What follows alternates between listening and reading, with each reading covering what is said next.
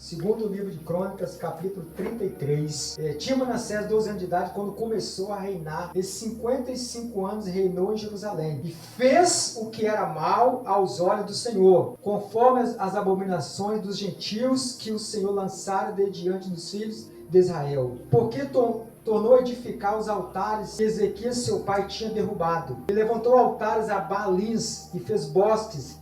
E prostou-se diante de todo o exército do céu e o serviu. Edificou altares na casa do Senhor, da qual o Senhor tinha dito em Jerusalém: estará o meu nome eternamente. Edificou altares a todo o exército dos céus em ambos os pátios da casa do Senhor. Fez ele também passar os seus filhos pelo fogo no vale, filho de Inom, e usou de adivinhações, de agouros, de feitiçaria. Consultou adivinhos e encantadores, e fez muitíssimo mal aos olhos do Senhor, para o provocar a ira. Também pôs uma imagem esculpida, o ídolo que tinha feito na casa de Deus, do qual Deus tinha dito a Davi e a Salomão, seu filho: nesta casa de Jerusalém, que escolhi todas as tribos de Israel, pois porei eu o meu nome para sempre, e nunca mais removerei o pé de Israel da terra, que estiver os vossos pais, contanto tinham cuidado de fazer tudo o que eu lhes ordenei, conforme toda a lei de estatutos e juízos dados pela mão de Moisés. E Manassés também fez errar Judá e aos moradores de Jerusalém, que fizeram pior do que as nações que o Senhor tinha destruído de diante dos filhos de Israel. Falou o Senhor a Manassés e ao seu povo, porém não deram ouvidos. Pelo que o Senhor trouxe sobre eles o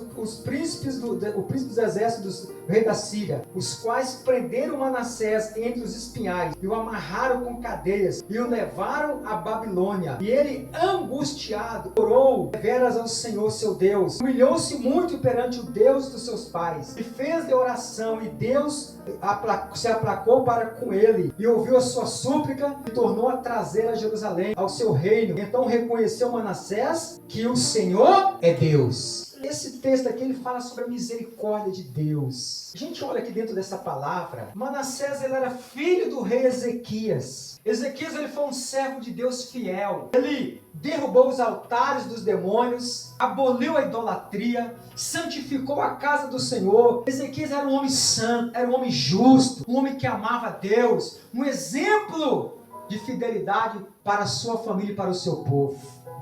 Enquanto Ezequias ele esteve vivo, Manassés era uma criança ainda, irmãos. Quando ele faleceu, Manassés, agora com 12 anos de idade, assumiu o trono sobre Israel. Ele reinou durante 55 anos, um reinado longo, mas o problema é que ele fez o que era mal aos olhos do Senhor. Tudo que não presta que você imaginar, das piores abominações, Manassés fez. Ele construiu altares aos demônios dentro da casa de Deus. Colocou ídolos no pátio. Ele fez errar toda a nação de Jerusalém, todo o povo de Judá, porque ele era o rei, era um exemplo. Ele trouxe uma má influência para aquele povo. A Bíblia diz que ele foi tão diabólico, ele estava tão desviado, que ele fez passar os seus filhos. Não fala o seu filho. Os seus filhos pelo fogo. O que era isso? Era um ritual de sacrifício humano, em que eles levavam as crianças em um local e ali ele oferecia aos ídolos. Aquelas crianças eram queimadas vivas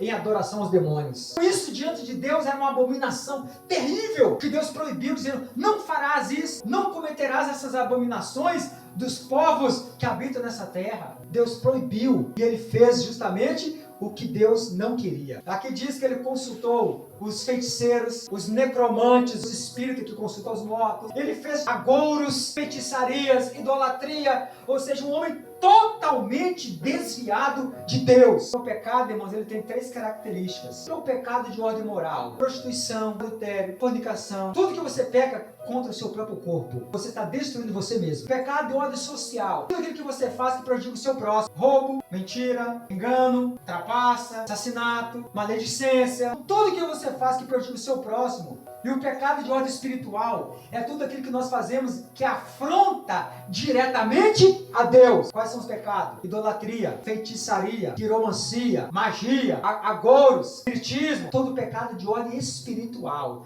que é uma afronta contra Deus. E ele fez de tudo, irmão. Ele pecou contra si mesmo, pecou contra a sua nação e pecou contra Deus. O pecado é uma afronta contra Deus. O pecado separa o homem de Deus. Nós precisamos nos arrepender a cada dia. De vez em quando a gente vê alguém falar assim, não sei se a pessoa sabe o que está falando, acho que você nem sabe o que está falando, né? Eu não me arrependo de nada que eu fiz na minha vida. Vê alguém falar isso? Eu conheço um monte de gente. Não me arrependo de nada. Então nunca vai ser salvo, sabe por quê? Porque a salvação começa com arrependimento, metanoia, mudança de mente, metamorfose, mudança de vida, nascer de novo, se arrepender, reconhecer que é um pecador e falar, Deus, tenha misericórdia de mim. E aqui no versículo de número 10, e falou o Senhor a Manassés e ao seu povo, porém não deram ouvidos. Deus falou com ele e com o povo, e eles não deram ouvido. Qual era o profeta da época? O profeta Isaías. Era amigo do pai dele. E agora Deus usou o profeta Isaías para falar com ele. Com ele e com o povo. Não deram ouvido. Sabe por quê? Porque o pecado endurece o coração do homem. O pecado separa o homem de Deus. E eles não deram ouvido. Sabe o que eles fizeram com o profeta Isaías? Falou,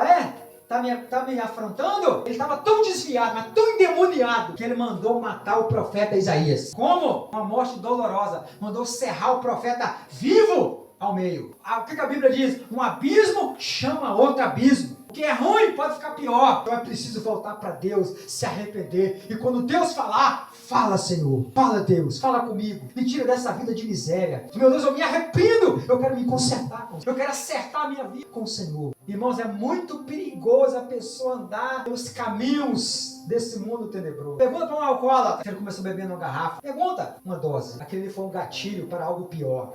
Pergunta para um usuário de crack que mora na Cracolândia. Se ele começou usando crack, não, começou com um cigarrinho de maconha. E a coisa foi levando a um abismo. João capítulo 10, versículo 10, Jesus diz, o ladrão veio para roubar, matar e destruir. Essa é a missão do diabo. Ele sabe fazer uma coisa, roubar, matar e destruir. Não sabe fazer o bem para ninguém, não. Se alguém pensa que o diabo faz bem, está muito enganado. Viu? E quando nós olhamos aqui no texto, Deus falou, mas eles não deram ouvido. Irmãos, é a pior coisa quando Deus fala com o homem, tô nem aí. Não quero nem saber. E assim também, aqui diz que o rei Manassés fez pior. Embora fosse filho de um rei temente a Deus, de um servo do Senhor, de um homem que orou a Deus, que ele ia morrer. Ele orou e Deus deu a ele mais 15 anos de vida. E nesse período nasceu Manassés. E Manassés poderia simplesmente ter o pai dele como exemplo. Às vezes você vê muitos filhos perdidos aí, irmão. A culpa não é do pai, não. A natureza do ser humano é ruim, é pecaminosa, caída. Tem pais piedosos, mães piedosas, que oram por eles, que clamam, que choram, mas não quer saber nada de Deus. E toma caminhos errantes na vida. Vai fazer o quê, irmão? Só clamar a misericórdia de Deus. É que diz que Deus falou, ele e o seu povo não deram ouvidos ao Senhor. E o que a palavra do Senhor diz lá em Apocalipse, Jesus falando? Quem tem ouvido para ouvir, ouça o que o Espírito diz à igreja. Se Deus está falando com você hoje, fala, Senhor, como Samuel, fala, porque o teu servo, a tua serva ouve, Senhor. Pode falar comigo, meu Deus. Fala, Jesus. Fala comigo. Quando a gente sai de casa, a gente tem que vir para a igreja e falar, Senhor, fala comigo hoje. Deus, fala comigo. Oh, Espírito Santo, fala comigo. Eu quero ouvir a tua doce voz nesta noite. Oh, meu Deus, fala comigo. Libera uma palavra, Senhor. Uma palavra revelada nesta noite, Senhor, para que o meu coração venha se fortalecer em ti, Pai. Aí o que Deus fez? Se cumpre o que Jó diz. Deus fala com o homem de uma forma. Se o homem não entende, Deus fala de outra. Primeiro com amor, com carinho. Volta para mim. Eu te perdoo, eu te restauro, venha recomeçar, um novo tempo. E a pessoa fica lá com o coração duro, eu não quero, pecado é melhor, fica lá, né, nas coisas erradas da vida. Aí Deus falou, não deram ouvido. Aí Deus falou de outra forma, e esta forma foi na base da espada, do ferro e do fogo. Quando Deus fala e o homem obedece, pode obedecer, pode crer, é para nosso melhor. Aleluia, louvado seja Deus. Deus não fala para o nosso mal, Ele quer o nosso bem. Olha o que o Senhor trouxe sobre eles, os príncipes do exército do rei da Síria, os quais prenderam Manassés entre os espinhais, e o amarraram com cadeias e o levaram à Babilônia. E lá o exército da Síria, para conquistar Jerusalém. Vieram e conquistaram. Prenderam Manassés, amarraram ele com correntes. Meteram um anzol no nariz dele. Ele foi amarrado com corrente e um anzol, um gancho no nariz dele, puxando ele, os cavalos levando ele até Babilônia. Quem não vem pelo amor, vem pela dor. E agora ele foi levado para a Babilônia. Ele foi levado para o cativeiro. Ele foi preso com correntes. Irmãos, aquele homem soberbo e arrogante, agora ele viu que ele não era nada. E o rei Manassés não sabia se ele ia voltar vivo, porque ele estava sendo levado para o cativeiro. E realmente, irmão, dificilmente ele voltava vivo. Aqui era o rei da Síria. Aqui não fala o nome do rei, mas provavelmente era o famoso rei Senaqueribe. O rei Ciro lá da Babilônia, do Império Medo-Persa, ele era uma bênção, tá? Quando ele pegava um rei e prendia, sabe o que ele fazia? Colocava o rei para ser ministro dele. Era o rei generoso, né? Então, para a história, Ciro, rei generoso. Mas Senaqueribe era um rei malvado. Os assírios, eles eram terríveis. Ele destruía tudo que encontrava pela frente. Saqueava tudo, colocava fogo, não sobrava nada. E agora, Manassés estava agora debaixo de uma opressão. Por quê? Porque Deus chamou pelo amor, mas agora era a dor, era o sofrimento. Ele não tinha esperança de voltar nunca mais para Judá e para reinar em Jerusalém. Irmão, ele estava agora destruído. Imagina um homem preso, amarrado, arrastado por cavalo, com corrente e com anzol no nariz.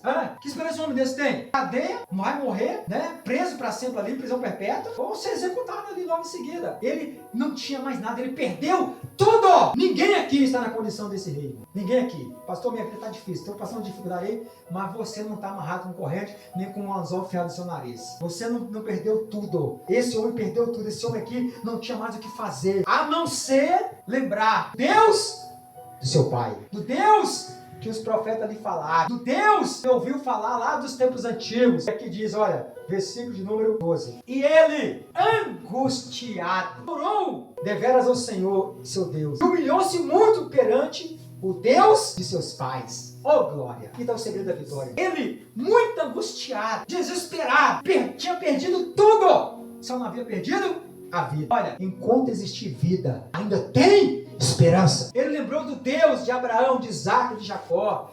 Lembrou do Deus do rei Salomão, de Davi e do seu pai, o rei Ezequias. Ele se lembrou do Deus dos seus pais. E ele pensou, somente esse Deus pode me tirar dessa situação. E aqui diz, a oração a Deus, e Deus se aplacou para com ele, e ouviu a sua súplica. Então, ele orou, ele clamou, ele chorou, ele pediu misericórdia, ele se curvou e falou, Deus, tenha compaixão de mim. Igreja, Deus nunca irá desprezar a oração de um pecador arrependido. Não importa o que a pessoa fez ou deixou de fazer, se ela se humilhar, Deus sempre estará pronto para lhe perdoar. Agora o que Deus fez, irmão? Diz assim, olha, humilhou-se muito perante os deuses de seus pais. Ele fez a oração e Deus se aplacou para com ele da sua ira. E ele ouviu a sua súplica. Deus ouviu a sua súplica. Deus ouviu. Deus não desprezou a oração desse homem. Sabe quando é que Deus ouve a oração do pecador? Quando ele se arrepende. Quando ele pede perdão. Quando ele reconhece Deus é Deus. E aqui diz que Deus ouviu a sua súplica. A chance desse homem voltar para Jerusalém era zero. Humanamente falando, era impossível. A não ser que outro reino fosse lá, invadisse a Síria, fizesse uma guerra, vencesse e resgatasse ele.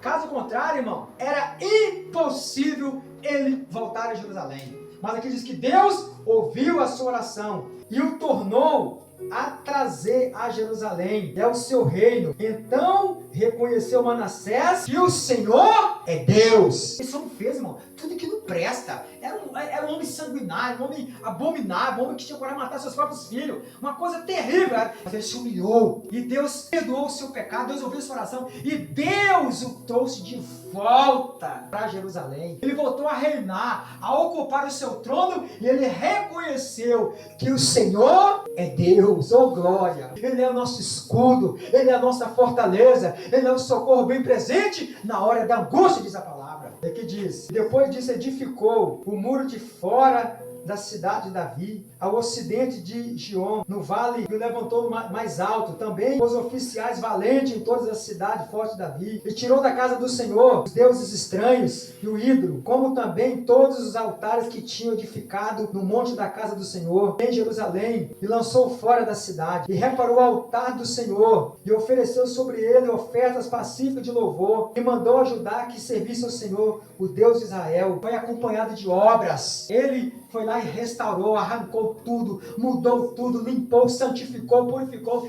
derrubou os altares dos demônios, e agora falou com o povo, olha, vamos servir ao Senhor. Este é o nosso Deus, amém? Vamos servir ao Senhor, que a nossa família, que nós possamos servir ao Senhor a cada dia declarar: Jesus, Tu és o meu Senhor. Fiquemos em pé no nome de Jesus.